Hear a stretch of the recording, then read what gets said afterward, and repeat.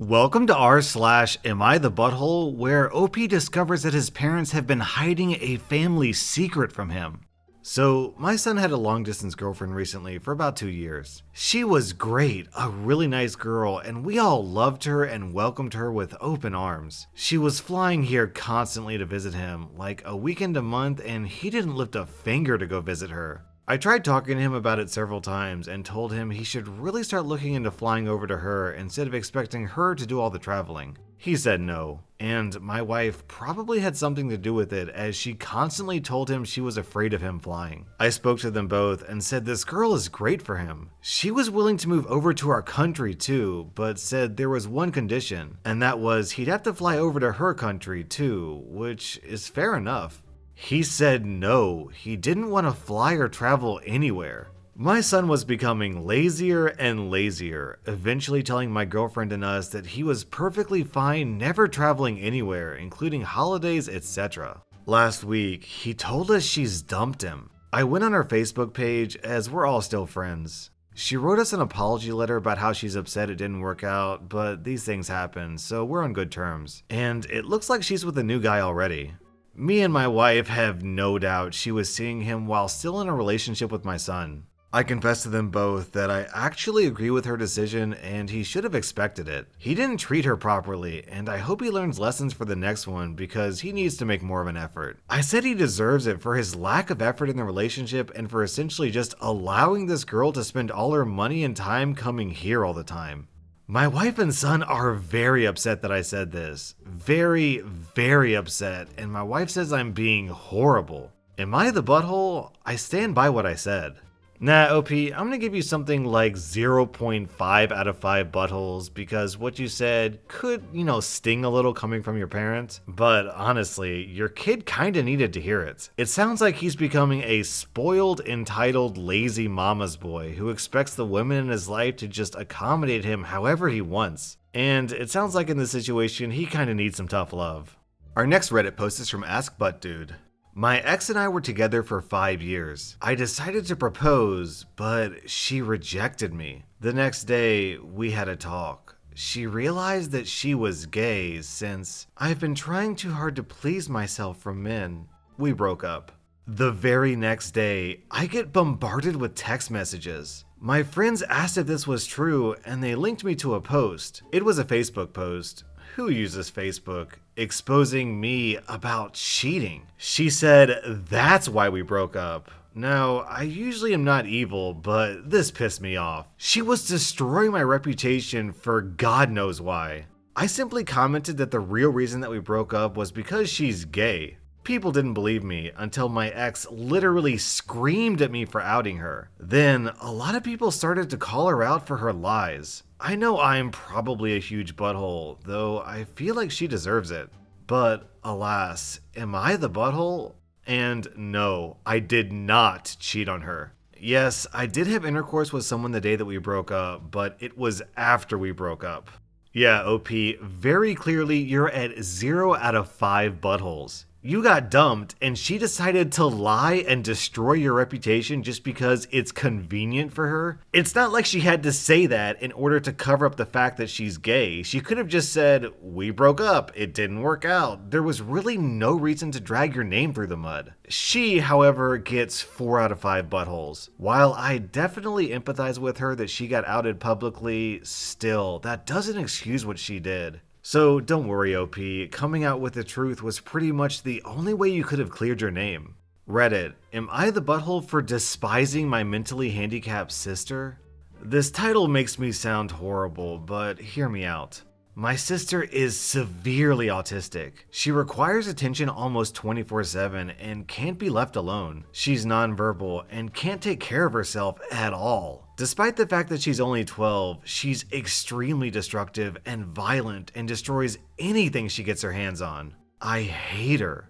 That should be wrong to say, but it doesn't feel like it. I was only 6 years old when she was born, and since then, I've never solely had my parents' attention. Ever since I can remember, the world has revolved around her. I was moved out of my room into the basement at 7 because she needed to be in my room next to my parents. All of my toys as a child were destroyed by her, and my parents simply ignored me when I complained. Even when I was 14 and she destroyed a MacBook my school gave me, I was in the wrong. Along with this, I'm expected to take care of her and drop everything I do for her. I could never make plans with friends because my parents expect me to be there if they need me to take care of her. Even when I do somehow get time to myself, I'm required to leave if they need me. If I don't, then I'm punished. The recent example of this is when I went to the new Spider-Man movie and was grounded because I turned my phone off in the theater. It seems as if I'm nothing more than a slave to them, and anything involving her simply overshadows me. This last week, I was chosen to give a speech at a school event. I was so excited, and my parents promised to be there, but they never showed and claimed it was because of my sister. Anytime anything like this happens for me, they're too busy with her. I've held this in for so long, and it finally spilled out today. While talking about colleges with my father, he joked that I should get a degree that pays well, so when they're gone, I can take care of my sister.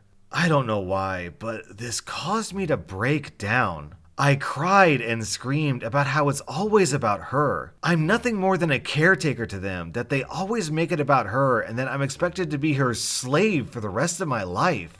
I've locked myself in my room since then, and my parents haven't come to check on me. Am I the butthole here? And then OP posts a major update.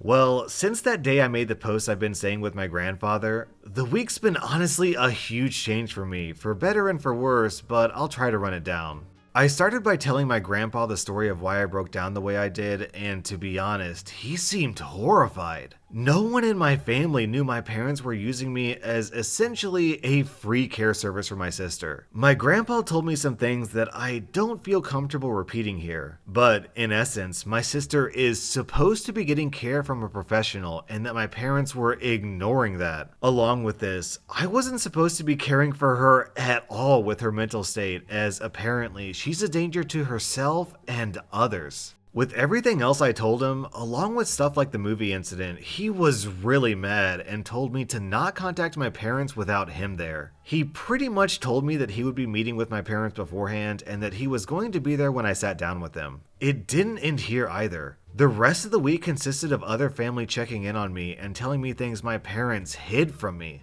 This included the fact that my parents have been taking money from family to fund a caretaker that doesn't exist.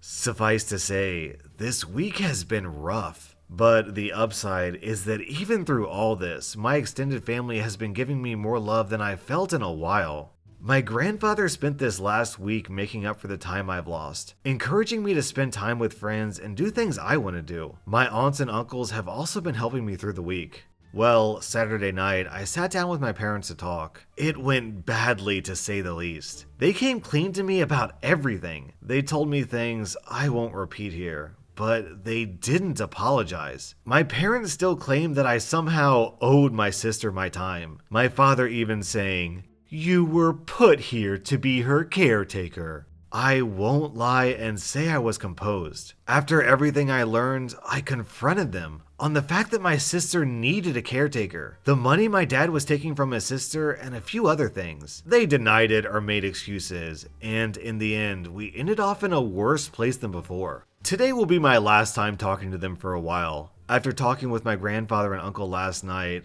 I'm not going back. Later today, I'm going there and picking up my stuff and moving in with my grandfather. When I graduate high school, I'm planning on leaving the state to go to school. My aunt has told me that the money she was sending my dad will instead be coming to me from now on.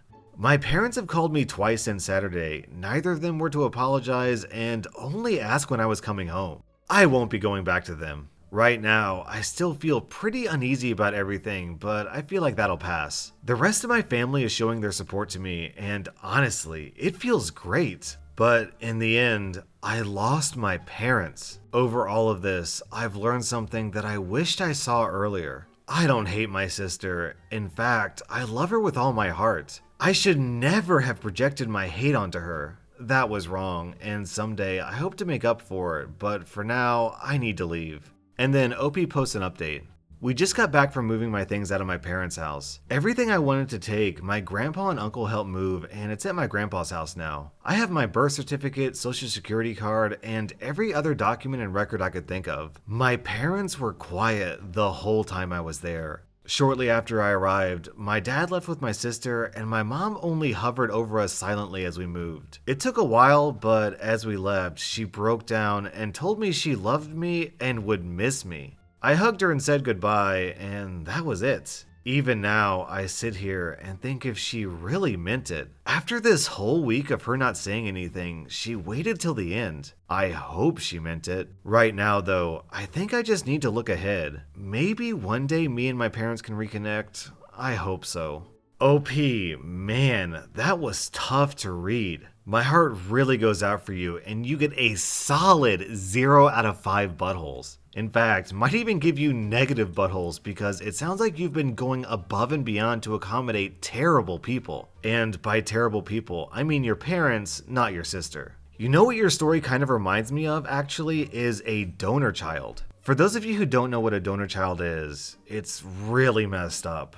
Basically, two parents have a child, and then that child becomes really sick. And then the parents have a second child for the sole purpose of being an organ donor for the first child. So the second kid's childhood is basically ruined with non-stop surgery and uncaring parents. Your parents are basically doing the same thing here, but in reverse. They're using the older child to save the younger child. Honestly, your parents sound like terrible parents, and I'm really glad you have the support structure of your grandparents and uncles and aunts to save you from this situation. Your parents get 5 out of 5 buttholes each. Our next Reddit post is from Sagedni Rather. I'm 26 and clean from heroin for 3 years. I was also a piece of garbage and used to deal for a while. I managed to get with a beautiful girl named Marcy when I first started getting into the thick of things. She knew who I was, but she said she loved me. I'll regret this for the rest of my life, but I was the person who shot up Marcy for the first time. After that, there was no stopping her. She stuck around with me, probably because I was her dealer more than anything, but then I got clean and never saw her again for a long time. A year ago, she reached out to me on Facebook and told me that she'd been clean for a few months, and she said that she didn't hate me for what happened and she hoped I was clean. Last week, I got a call from my sister who told me that she saw on Facebook that Marcy had OD'd, and there was a funeral service this upcoming Thursday. I immediately just burst into tears because I hoped that this would never happen, and I feel so much guilt over it. I want to go to the funeral service for her, but I'm afraid that my presence would be unwanted. At the most, I would just slip in the back, pay my respects, and leave. I need to do this for myself. Am I the butthole for wanting to go? Oh man, OP, this is going to be probably the toughest butthole rating I've ever had to give, but yeah, I gotta say, you're going to have to get something like 4 out of 5 buttholes, but only if you go. It's totally natural for wanting to go. It sounds like you and Marcy were, two young kids who made some mistakes and then tried to get your life back together, and you did, fortunately. It sounds like you turned your life around. And it's very natural for you to want to go. So, I can't say you're a butthole for wanting to go. But if you actually do show up, then, dude, that's extremely inappropriate. You cannot go to that funeral. Furthermore, if her family knows that you're the one who got her into that lifestyle, then you're basically going to ruin the funeral. And then, OP posted an update. I want to sincerely thank everyone who commented. Everyone's comments were appreciated, including those that were less than pleasant. Since I received such great advice on my original post, I felt like I had an obligation to update. And I'm trying to follow through on all aspects of my life, even internet ones. The funeral service was held this past Thursday. Before then, I brought all the advice I received online and brought it to the real world and talked to both my therapist and sponsor about how I was feeling and what I should do. My sponsor was straight with me and told me that I would be putting myself in danger by going and that I should do something else that day to grieve. When Thursday rolled around, I was a mess. I seriously considered both just going to the funeral or using again, but instead I grabbed my dog and we went on a road trip. We went to the beach and just hung out, the two of us. I'm doing okay this week, but obviously am still not doing great. I haven't reached out to any of Marcy's family, and I don't plan to. I understand now how devastating that would be. That's it. Take care, everyone. OP, man, that was tough to get through. It really sounds like you're regretting your life choices, but at the same time, you're really turning things around. So all I can say is, I really hope you stay clean. That was rSlash AmITheButthole, and if you don't like this video, then you get 5 out of 5 buttholes.